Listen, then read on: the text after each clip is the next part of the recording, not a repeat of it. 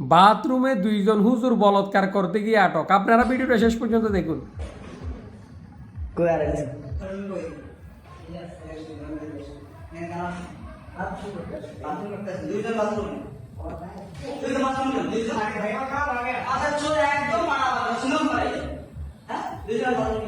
আচ্ছা আচ্ছা, দাঁড়ান দাঁড়ান, এই দুইজনকে দেখে মনে হচ্ছে আপনাদের হুজুর। না, হুজুর না। এই জন্য মেইন মিডিয়াতে এদের নিউজ প্রকাশ হয় নাই, কোনো ইউটিউবার এদের নিউজ প্রকাশ করে নাই। কেন? তারা হুজুর না।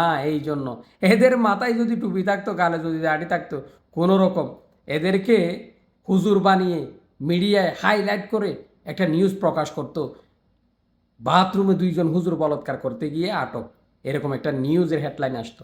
কিন্তু আফসোসের বিষয় হচ্ছে এরা হুজুর না, এই জন্য মিডিয়াতে আসে না। এরকম অহরহ ঘটনা আমাদের দেশে চলতেছে, কিন্তু মিডিয়া পড়ে আছে।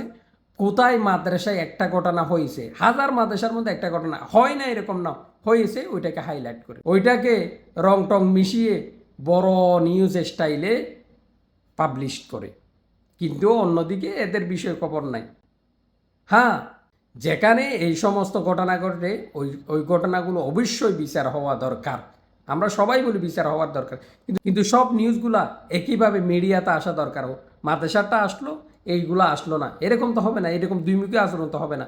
সবার জন্য আইন এক সমান, সবার নিউজগুলো আসা দরকার, সবার একই ধরনের বিচার হওয়া উচিত।